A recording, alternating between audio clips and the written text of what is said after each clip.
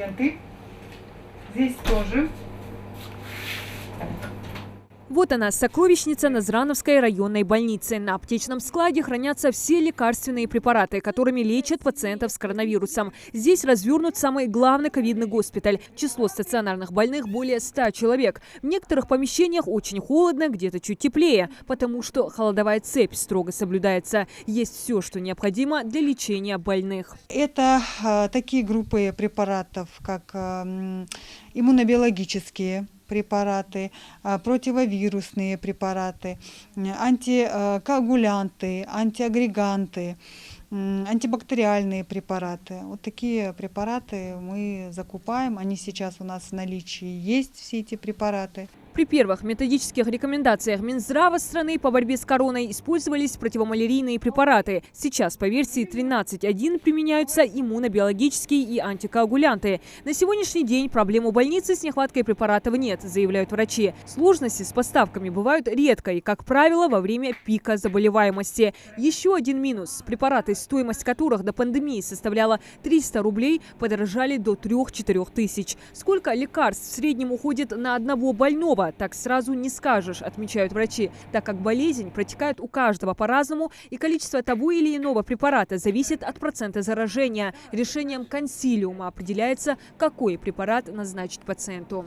Редко, но бывает с поставками именно иммунобиологических препаратов. Но на данный момент, к счастью, у нас с этим проблем нет.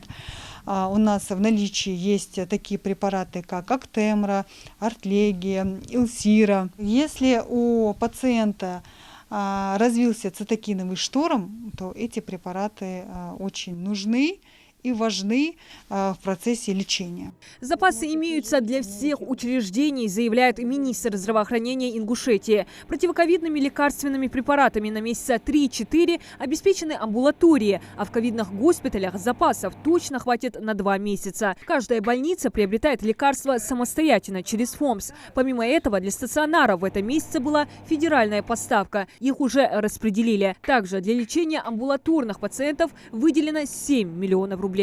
Последние 7 миллионов мы сегодня распределяли, потому что в заказанном препарате нам отказали, он в дефектуре, его нету. Опять-таки вопрос в том, что все их приобретают. Вот. Мы его сейчас распределили, будем приобретать 2 препарата. До конца года мы в любом случае по прямым доставкам мы их берем. В период пандемии, конечно, все силы брошены на борьбу с ковидом. Правда, как и раньше, людей продолжают лечить в стационарах и от других болезней. По словам министра здравоохранения, в больницах региона по всем остальным лекарствам нельзя сказать, что стопроцентная обеспеченность, но в наличии всегда есть заменяющие препараты. Мы каждую неделю ведем подсчет. Каждую неделю по четвергам, пятницам у нас идет отчет. Сегодня мы проверяли, завтра я получу полную сводку из учреждения, поэтому этот вопрос мы держим на контроле.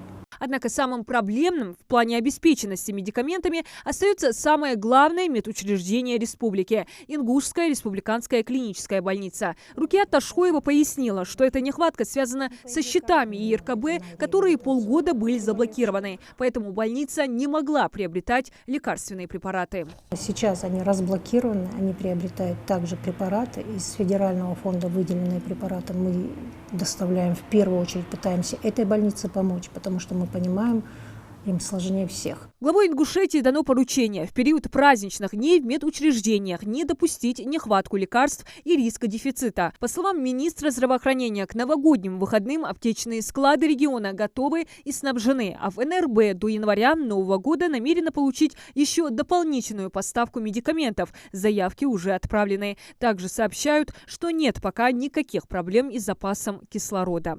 Диана Дударова, Асхаб Белакиев, Новости 24.